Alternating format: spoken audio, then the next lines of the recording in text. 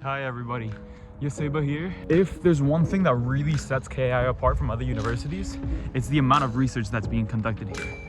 And since there's so much research going on, that means that there's also a lot of spaces available for bachelor's and master's students to find internships. So today I'm on my way to visit a friend of mine called Iacob, who found an internship in his area of interest, so neuroscience. And he actually found this internship within weeks of getting to KI. I'm on my way to his lab, and we're on our way to his lab. And he's gonna show you what he does in the lab, how he found it, and answer all the sort of FAQs that you might have for a person that found an internship within weeks of getting to a university. So yeah, I hope you like this video, and see you there. This is the biomedicum, and that right there is our man.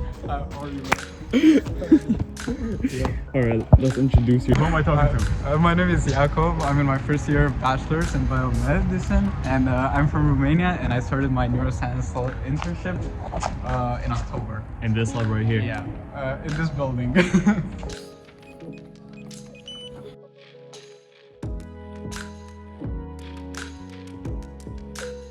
And there's free coffee. And there's free coffee as well. Come on now. To the DA.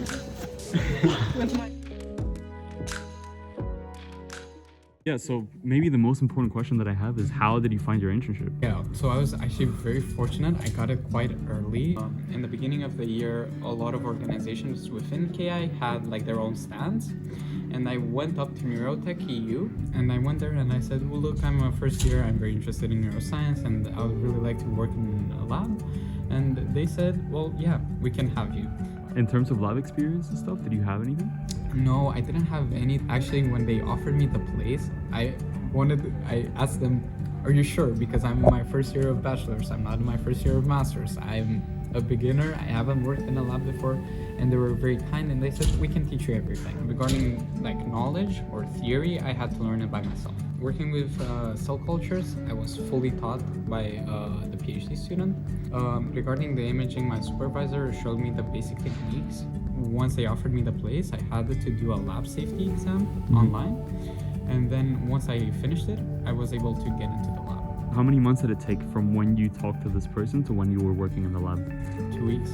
2 weeks? Things can happen really quickly. Like if you told me that when I started the university that in like a month and a half I'll start an internship, I would be like, you're crazy. Before we go into the lab, explain a little bit the principles of your research. What are you working on and what's your project?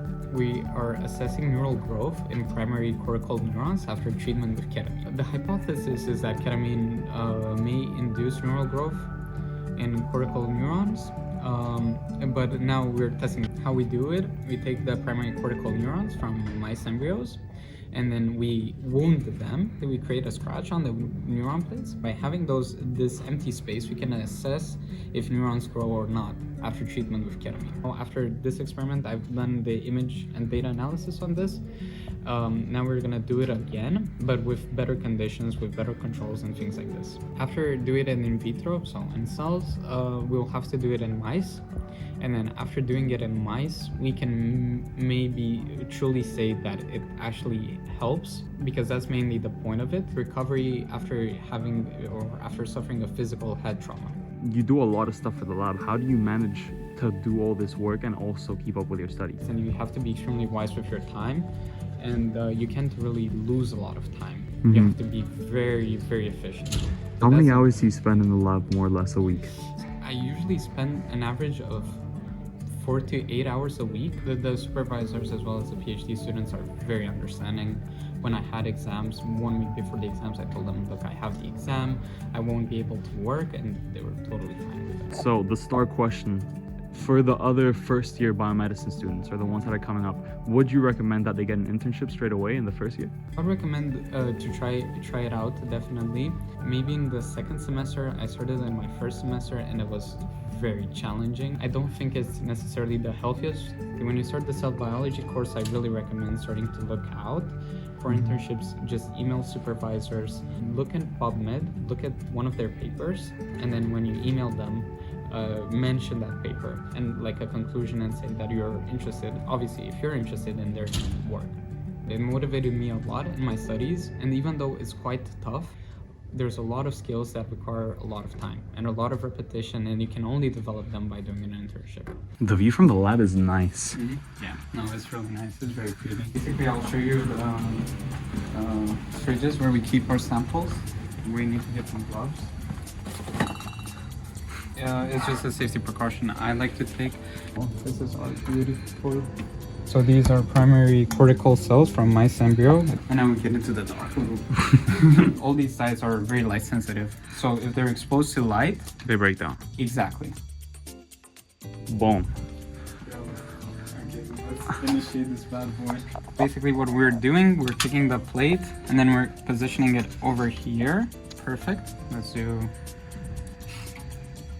We can choose basically which type of light gets emitted. And now we're trying to get the image in focus. Digitally, we're gonna decrease the brightness because this is a bit too bright. If we change the channel, we will be able to see the nuclei. And basically these dots that we see, those are all nuclei.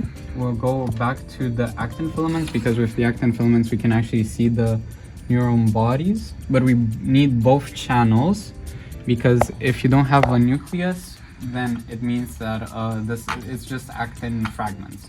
So you're looking at the actin filaments and then checking with the nuclei that it's actually entire cells. Exactly.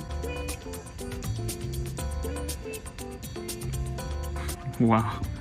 Yeah, it's kind of pretty. This one is actually one of the best that we've seen. And basically you can see here the border is very clear, and here we can see exactly how they grow. And there's been much more, but this one is one of the best that we've had. So in the lab, what you do is you stain the cells, you fix them, and then you bring them here and take pictures to then go home and analyze. Yep, pretty much. Yep. And that's about it.